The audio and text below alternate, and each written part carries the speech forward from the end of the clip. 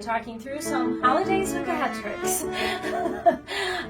And we thought, because you won't be able to get together in large groups maybe, because you might be staying where you live, and that means not in even the same community, maybe not the same state, we have an idea for things that we have done in our family for the last 3 years.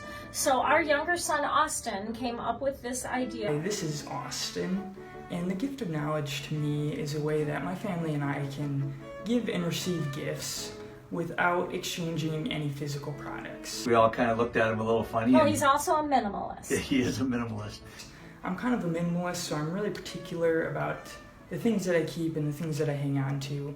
My family really wanted to give me gifts, but I didn't want to have to get something that I was expected to keep. So my brother, Austin, is the one who started the idea back, now it's been almost 4 years ago.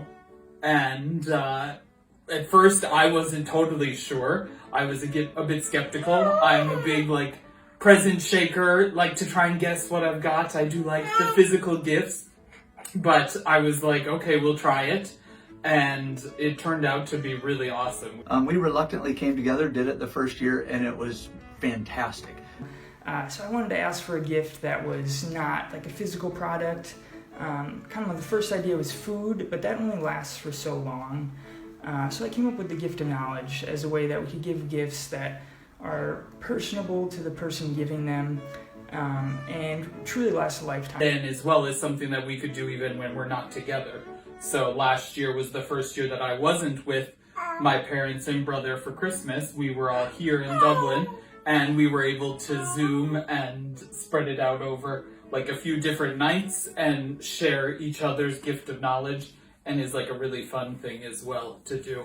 One of the really interesting parts about the gift of knowledge is how open-ended it is. It can really be anything. You can teach anything, and you can do it in any format. I think he started us out with mindfulness was the item that he was going to teach, and he really did walk us through and kind of had us close our eyes, a little relaxation technique. We got to taste some things and smell some things and hear some things, and really just kind of absorb what it is. And he had probably done a little research online about a 10-minute, 15-minute exercise, and it was fantastic. It was very fun.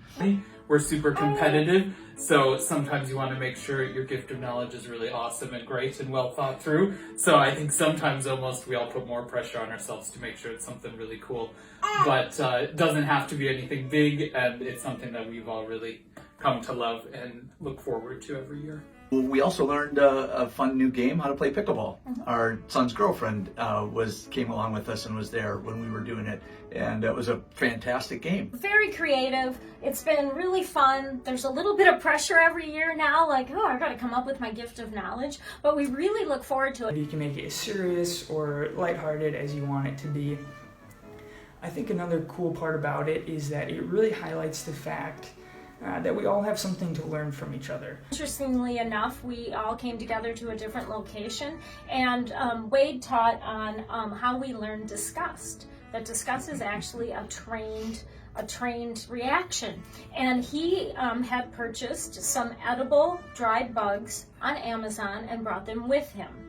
Unbeknownst, our younger son was going to teach on sustainability and how many acres it takes to, raise a beef cow versus how much chicken. less it takes to do other forms of protein. And he also ordered dried bugs on Amazon that he had us eat. So both of us made us eat dried bugs for their gift of knowledge that year. Yeah, I guess I can just add that I think it became a tradition now for our family. I really like how people can get creative with their gift of knowledge.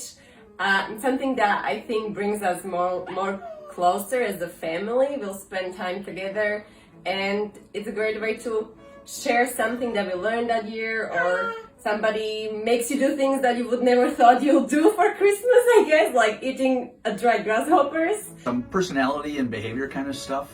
We did that one year where it's walking through kind of a disc profile on how people interact differently, and very helpful in the workplace, but also was insightful to us as a family. We've also done some cooking things. I taught how to make pie crust, but I did actually tie that together with the two different personalities that come together in a marriage. So the flour and the fat in a pie.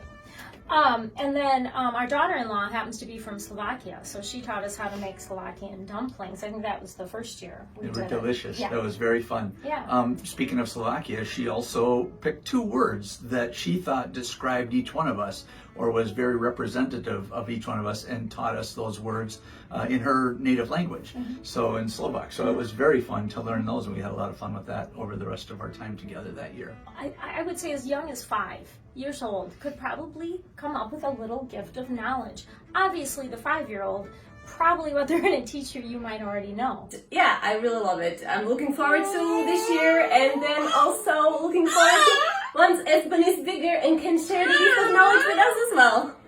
So I think it's a great way to have a good time with family, share something that you're really passionate about, share something that you love, and give people some skills or some knowledge that they'll be able to use for the rest of their life without contributing to all the madness of Christmas. So we hope this helps. We hope this gives you kind of a fun idea for the holidays, and we do hope you have a great Christmas season.